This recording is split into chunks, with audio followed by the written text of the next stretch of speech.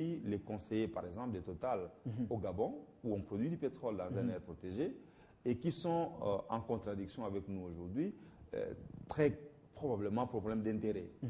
Ces sociétés estiment qu'elles devraient être consultées comme conseillers en matière d'environnement pour cette société-là, et dès lors que la société n'en veut pas, ils en font un problème de lobby personnel. Mais il y a aussi un deuxième enjeu, c'est l'enjeu de ce que la communauté internationale considère nos ressources pétrolières comme leurs réserves.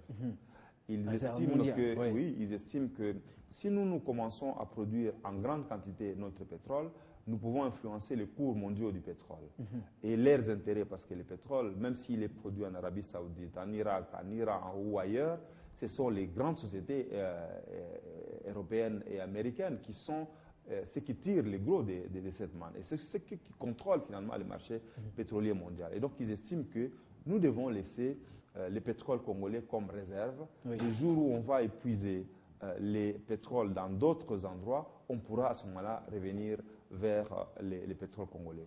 Mais cela, c'est sans compter avec leur même préoccupation, celle de voir de plus en plus avoir des carburants moins polluants. Aujourd'hui, vous allez en Europe, vous trouverez de plus en plus des voitures qui fonctionnent avec l'électricité.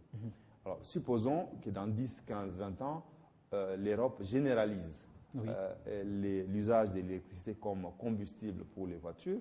Ça veut dire que nous aurons gardé notre pétrole pour rien. Et donc, nous devons penser au bien de nos populations actuelles et des populations futures par rapport aux ressources que Dieu nous a dotées. Les Européens ont utilisé les charbons, ils l'ont vidé. Et ça a permis la construction de l'Europe. Les Asiatiques du Moyen-Orient sont en train de pomper leur pétrole. Et quand vous allez à Dubaï, vous êtes émerveillé par la beauté et les constructions et les niveaux de vie de ces populations.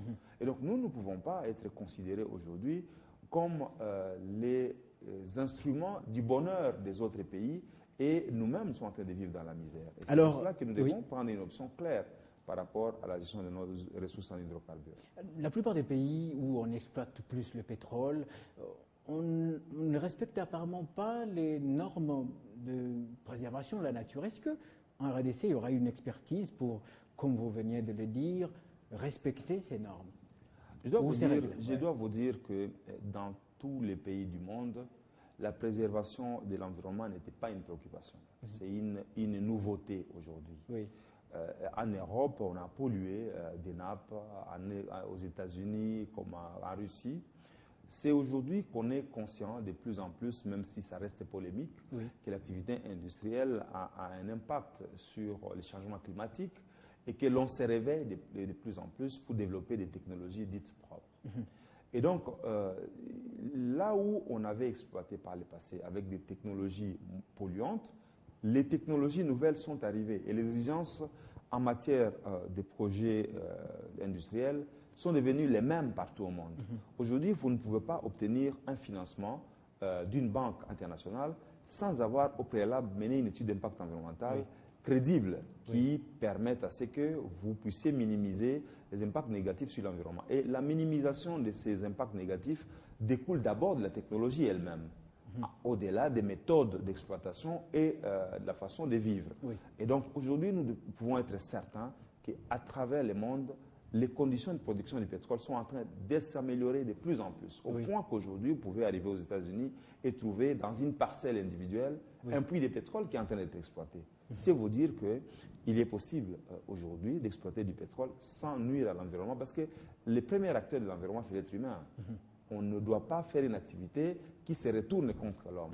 Et tout ce que nous avons autour de l'homme, ce sont les choses que Dieu a mis à notre portée pour rendre la vie de l'homme agréable.